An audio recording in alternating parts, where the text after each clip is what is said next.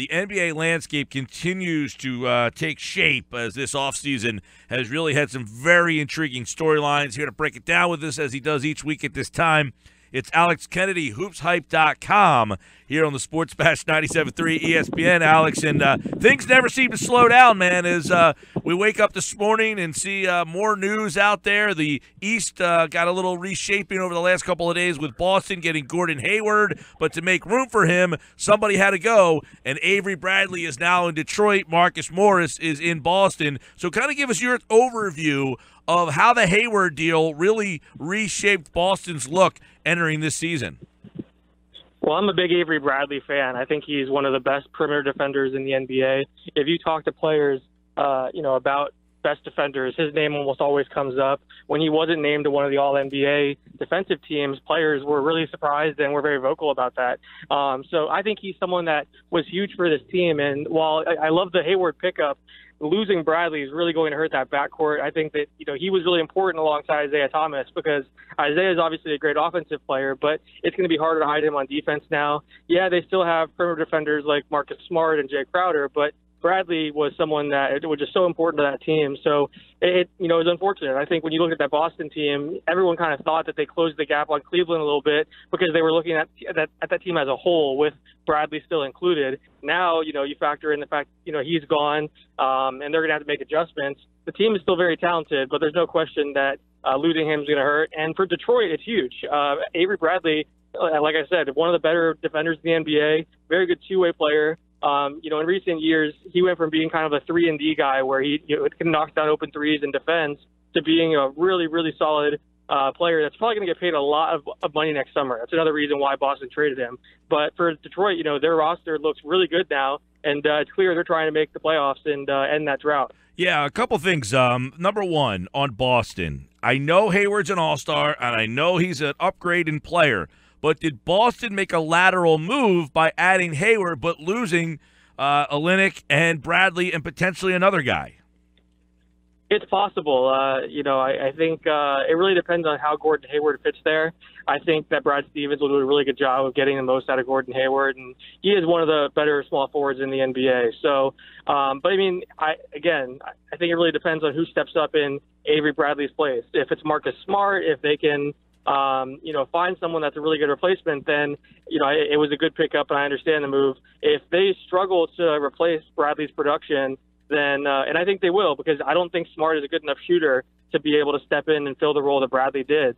So it could be a lateral move, and it makes you, question some of the lack of other moves that Danny Ainge made. They had the chance to go trade for Paul George. They had the chance to trade for Jimmy Butler.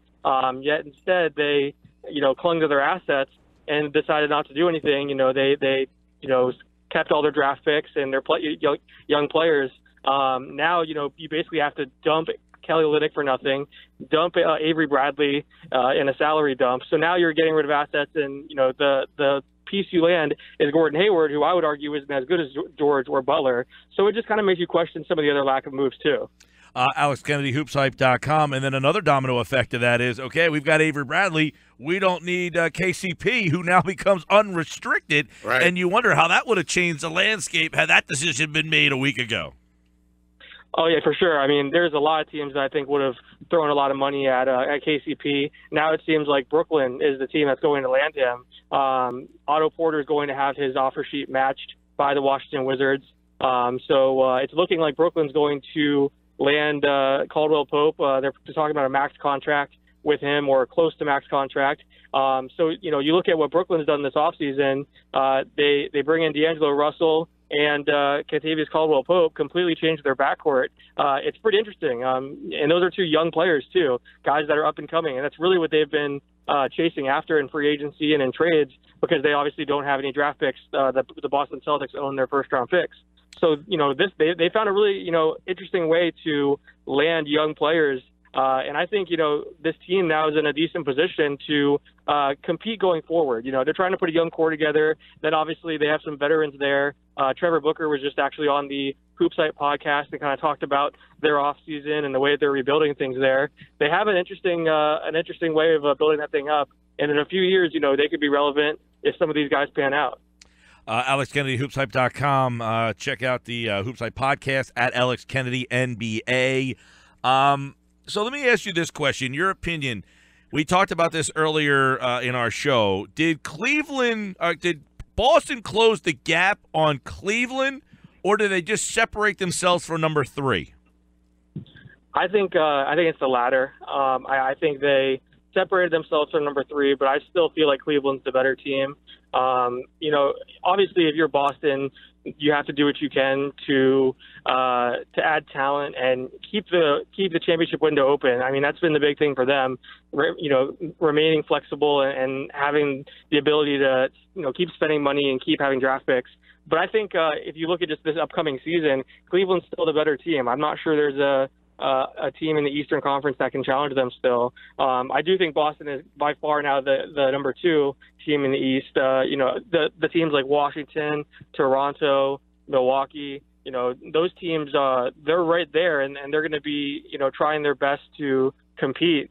But they really haven't made a whole lot of moves, and I think you've kind of seen, with Paul George and Jimmy Butler moving out of the Eastern Conference, those teams now kind of feel like they're in a good spot, where they are without making a ton of moves. So those teams are kind of strengthened just by standing pat. So Boston did get better. I think they're by far the number 2 team now. It should be an interesting Eastern Conference Finals, I'll say that. But I do think Cleveland's still the better team. And I'm sure, I think the matchups are kind of a problem too when I look at, Cleveland versus Boston still. Alex Kennedy with this hoopshype.com. Explain to us, if you can, Alex, the Kings mindset. They've added a lot of veterans like George Hill and Vince Carter. What are the Kings thinking right now as they're in free agency? Randolph as well, as they're in this free agency picking up these veteran players. Yeah, it's interesting. Basically, what they've been telling teams and telling people around the NBA is that they're looking to do what Minnesota did whenever they brought in Andrew Wiggins and Karl-Anthony Towns. Flip Saunders, who passed away, rest in peace to Flip. But before he passed away, what his whole goal was, it was to put veterans around those young guys and teach them to be professionals. That's why they went and got Kevin Garnett and some of these older players. They had a number, Tayshaun Prince was there. They had a number of, 38, 39, 40-year-old players on that team around that young core. And that's what you're seeing Sacramento do. Sacramento has a very young team after trading DeMarcus Cousins. They did a really good job in the draft of bringing in guys that have a lot of potential. I like De'Aaron Fox. They went after a number of guys in the draft that are just, potential home run picks. And then now they're bringing in George Hill, Zach Randolph, Vince Carter to kind of set the tone, show those guys how to work hard, be professionals, succeed in the NBA. All those guys are they've been in the NBA for a long time. They're known for their work ethic. Randolph kind of changed the, perception of him when he was in Memphis and really set the tone in Memphis with, the whole grit and grind mentality. I think Vince Carter, obviously he's respected around the NBA. He's close with Zach Randolph from playing together in Memphis. And then George Hill, I think it was a matter of, putting a player on the floor that could play alongside De'Aaron Fox and play, both the 1 and the 2 and teach him and mentor him. So they've spent some money in order to put, some veterans around this young core. And they're hoping it pays off in the long run, that these guys, help their young guys learn the right mindset, be professionals. It's kind of what we're seeing in Philadelphia now, with the J.J. Redick pickup and Amir Johnson. You want to put good veterans around, talented young players to set the culture and make sure those guys learn how to work the right way and grow the right way. Alex, I'm going to go a little riddler on here with you. Riddle me this. What are the Knicks thinking with Tim Hardaway Jr., who they had at one point? I mean, what are they thinking in New York? I don't understand it. Whenever I saw that, whenever I saw they offered a 4-year deal, I was surprised. Then I saw $71 million, and I was just stunned. They let go of him, as you mentioned, for Jerry and Grant. They traded him away, and he did do better when he left New York. He had a pretty good season. He shot the ball better and has shown improvement, but I think that number is just crazy for Tim Hardaway Jr., to be honest. I'm happy for him. He's obviously getting paid, and he's just celebrating today. But, yeah, you let a guy go in a trade and then turn around and make this crazy offer. And it's the way they structured the offer is going to be interesting, too, because either you're a guy that much money, usually it's structured in a way that's unfavorable to the team, too, because you're trying to make the other team not want to match. So they're trying to structure that thing. Maybe there's a trade kicker in it, too. There may be a player option. I'm not exactly sure what they offered Tim Hardaway Jr., but they're trying to make Atlanta, walk away from him and not match that offer sheet. So not only is it $71 million to a guy that you basically just gave away recently, it's a deal that's probably not favorable to the team either. It's probably very player friendly. So very questionable move. I don't really understand it. But it does let us use the SAT word conundrum, right? I mean, it's a conundrum. It's a confusing or difficult problem or question to answer. Yes, the Knicks are they're very good at letting us use that word. They're very good at making us scratch our heads. And honestly, the strange thing is they haven't really done anything in terms of replacing Phil Jackson. Steve Mills is still there as a general manager, but I thought they would bring someone else in, a David Griffin or someone like that. I'm surprised that they haven't made more moves from a front office standpoint too, and that they're letting Steve Mills and the group that was in place go out and make these strange moves. Alex, how about the European star point guard, supposed to be the best passer, not playing in the U.S., now coming to the U.S.? Milo, 2-year deal, $12.3 million for the Clippers. What do you know about him? How will he fit into the NBA right away? And does he keep the Clippers in that 50-win range? Yeah, I think he's really, really talented. He averaged 10-plus assists overseas. He's known for his, fancy passes, behind-the-back passes, no-look passes, things like that. So I think NBA fans are going to love him. Fans in Los Angeles are going to love him. He actually has played with Patrick Beverley, who now is on the Clippers from that Chris Paul trade. They were teammates in Greece, and Patrick Beverley raves about him. And they complement each other really well because Patrick Beverley is more of a defender, a pest, an energy guy. And then, Milo is more of a, he's a passer. He's an offensive savant. He's very, very talented.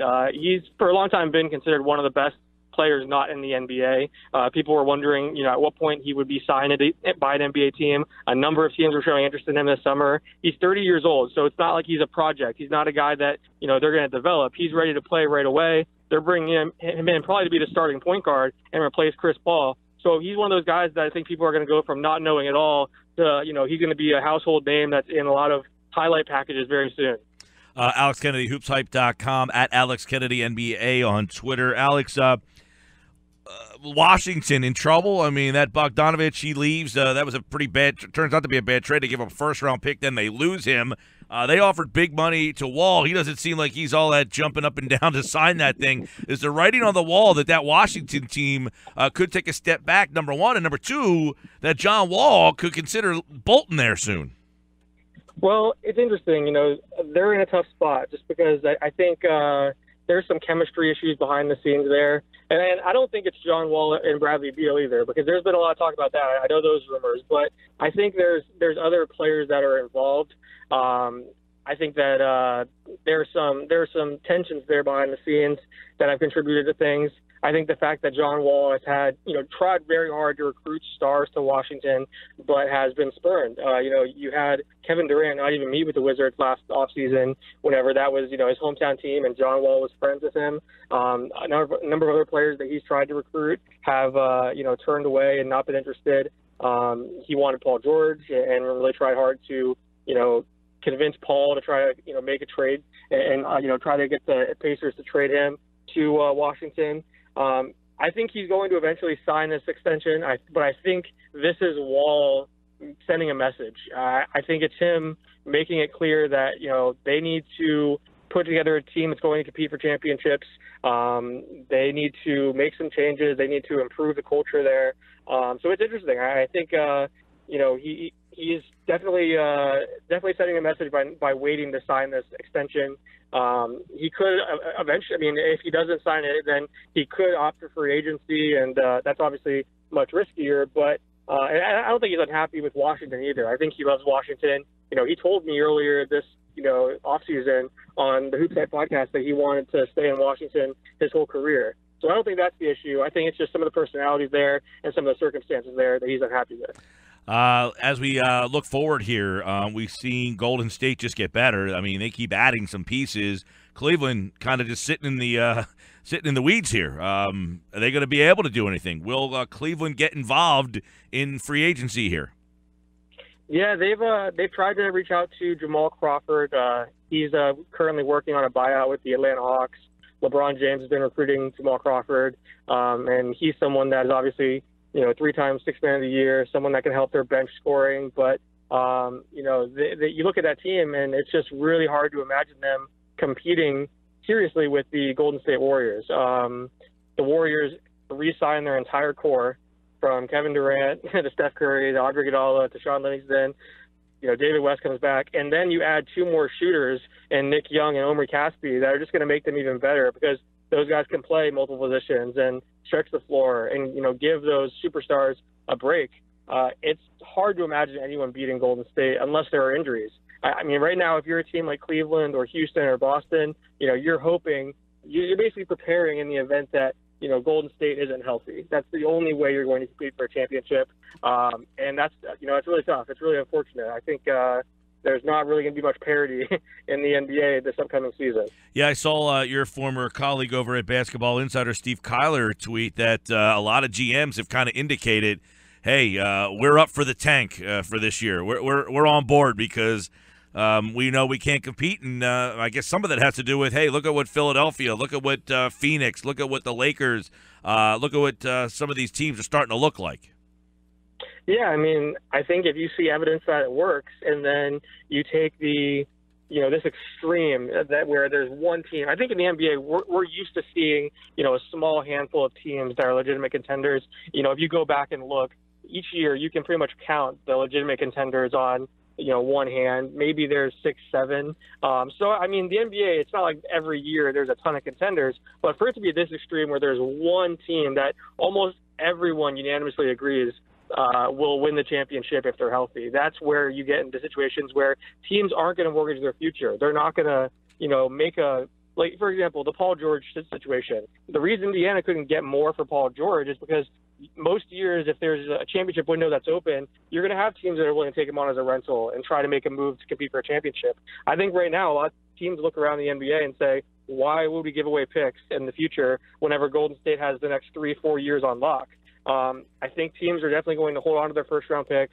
I don't know if they'll flat-out tank, but I think you're going to see a lot of teams, looking down the road a little bit and definitely building for the future, playing their young guys more, keeping their first-round picks, not spending a ton of money right away, or if they do spend that money, spend it on younger guys. It's going to be really difficult to be, a GM over the next few years that's competing with Golden State, because what they did this summer is going to keep happening. Every summer, there's going to be players that will take less money to go there that will, make it work somehow. They almost got Rudy Gay, and that was a player that no one thought was in their budget, in their price range. So they're going to have the spending power and the ability to attract free agents every summer. So this is not changing anytime soon. The NBA has been wild, by the way. Ersan Ilyasova, he is now a free agent. We talked earlier. Kentavious Caldwell-Pope, a free agent, so some more names opening up on the free agent scene. We've seen trades. We've seen some crazy things happen. And, of course, follow Alex Kennedy on Twitter at AlexKennedyNBA. Check out his Hoops Hype podcast at hoopshype.com.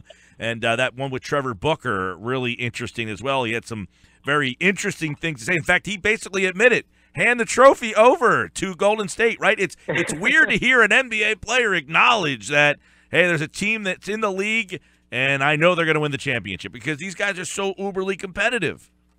Yeah, verbatim, he said, if they're healthy, might as well give them the championship now, give them the trophy now. So that's how players feel. Some players, I think, Cleveland, Houston, players in those markets, they're thinking a little bit differently. But he's on a rebuilding team right now, so he's very honest, very blunt. He also talked about the Sixers, by the way, in the podcast, and he had, very, very positive things to say about the Sixers.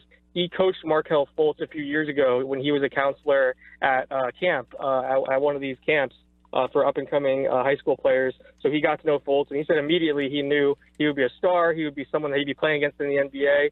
He had very strong things to say about Joel Embiid, said that he would take Joel Embiid over Anthony Davis as a franchise player, was just praising Embiid. And he said Dario Saric would be an all-star. So Trevor Booker is making a lot of fans in Philadelphia happy. He's very high on your team. He likes your team an awful lot. Good stuff from Alex Kennedy, and I'm sure when we speak again, there will be plenty more to pontificate about as this league. This could be the last offseason, though, that has a lot of craziness in it, right? Things should kind of slow back to normal next offseason, you think? Yeah, I think you're going to keep seeing stars team up and things like that. But in terms of the spending, it's going to be a little bit less crazy. The salary cap spike really affected last offseason and this offseason. The NBA, there's always going to be player movement, always going to be trades, but it'll be a little bit more normal going forward. All right, Alex, have a good weekend, man. Thanks a lot, Ted.